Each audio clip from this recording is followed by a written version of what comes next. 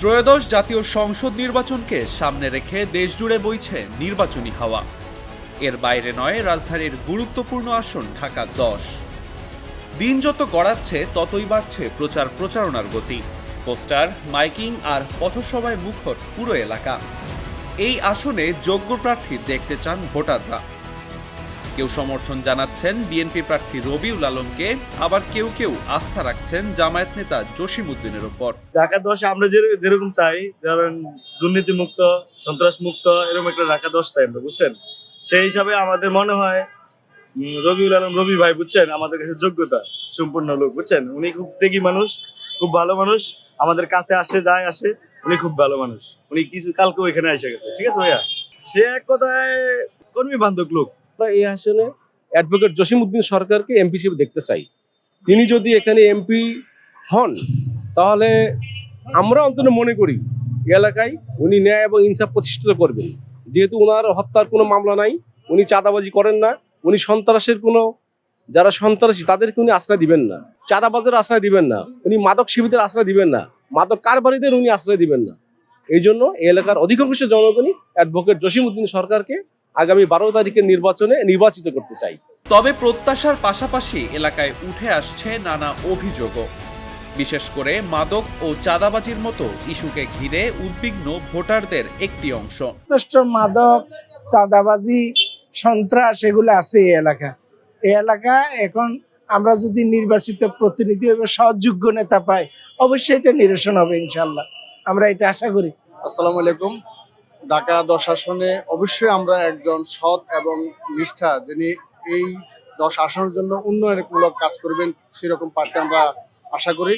এবং আমরা চাই যে এই সমাজটাকে পরিবর্তন করার জন্য একজন প্রার্থী, যিনি এই সমাজের দুর্নীতি, চাঁদাবাজি মুক্ত করবেন এবং দেশ এবং দেশের জন্য যিনি কাজ করবেন, সেরকম প্রার্থী আমরা চাচ্ছি ইনশাল্লাহ। এ বিষয়ে ঢাকা ১০ আসনের জামায়াত প্রার্থী জসিমউদ্দিনের অভিযোগ, চাঁদাবাজদের দৌরাত্মে নাজেহাল এলাকাবাসী। ব্যাপক কমপ্লেন আছে। প্রতিটি মানুষকে জিজ্ঞাসা করেন রাস্তার যে কি পরিমাণ চাঁদাবাজির শিকার। ছোট্ট একটা ফুটপাথের দোকানদার, সেও চাঁদা দিতে হয়। সবজি দোকানদার, তারা চাঁদা দিতে হয়। বড় বড় দোকানে চাঁদা দিতেই হয়। রিক্সা গাড়ি যারা রিক্সা পার্কিং করে সেখানে চাঁদা দিতে হয়। চাঁদা নাই কোন জায়গায়? সব জায়গায় চাঁদাবাজি। এটা মানুষ অতিষ্ঠ হয়ে পড়েছে এই চাঁদাবাজির কারণে। চাঁদাবাজরা পরিবর্তন হয়েছে, নতুন চাঁদাবাজের আবির্ভাব হয়েছে। চাঁদাবাজি বন্ধ হয় নাই। মানুষের জনজীবন অতিষ্ঠ হয়ে গেছে চাঁদাবাজির জন্য। আপনারা বাড়ি বিল্ডিং বানাবেন, আইসা বলবে যে আমরা ম্যাটেরিয়ালস দেবো, ইট, কংক্রিট, বালু, সিমেন্ট দেবো, বাস বাধ্য করে তারপরে টাকা নিয়ে বাইকে যায় গিয়া সব জায়গায় চাঁদাবাজি করে। সুতরাং এটা একটা ক্রনিক ডিজিজের মতো হয়ে গেছে। এটাকে দূর করতে হলে শক্ত হাতে এগুলিকে ধরতে হবে এবং এটা সমন্বিত প্রয়াস, আমি আগেও বলেছি। এদিকে বিএনপি প্রার্থী রবিউল আলম জানিয়েছেন, মাদকের বিরুদ্ধে ইতোমধ্যেই সামাজিকভাবে ব্যবস্থা নেওয়া শুরু করেছেন তিনি। এই আসনে কোনো চাঁদাবাজ নেই, মাদক বিচ্ছিন্নভাবে কিছু কিছু আছে। সেই জায়গায় নিয়ন্ত্রণ করার জন্য রাষ্ট্রের দায়িত্ব আছে, আইন শৃঙ্খলা রক্ষাকারী বাহিনীর দায়িত্ব আছে।